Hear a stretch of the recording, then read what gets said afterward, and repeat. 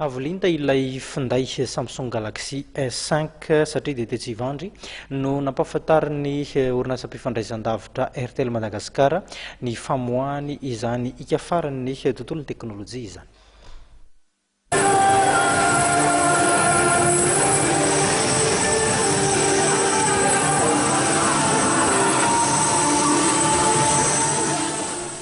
Ny Airtel Madagascar no mpandraraha voalohany namoaka ny Samsung Galaxy S5 eo amin'ny hitsenan'ny finday.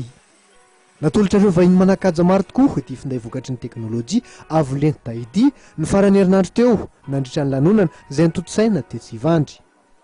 Natao amaly indrindra ny filahan'ny mpanjifa fa izay mitady fitaovana mahomby sy hanampy azy amin'ny andavanandro ny Samsung Galaxy S5 araka ny nambaran'Andriamatoa Bekangba Mexent tale général ni Airtel Madagascar raha araka ny kabarina taona nandritra ity lanonana ity. Premier encore parce que Airtel en tant que premier opérateur de téléphonie mobile à Madagascar s'est associé avec Samsung, premier producteur de téléphones et de devices, pour lancer pour la première fois à Madagascar le Samsung S5.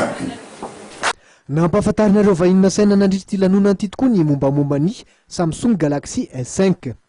Fantatra nandritra ny fotoana ary fa isany mampiavaka azy ity dia izy tsy laitra ny rano na waterproof.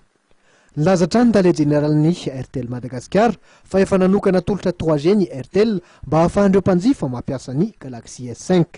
Vokatry ny fiara-miasan'ny Airtel Madagascar sy ilay mpandraraha lehibe Samsung izao fivarotana ny Samsung Galaxy S5 eny amin'ny hitsena malagasy zao.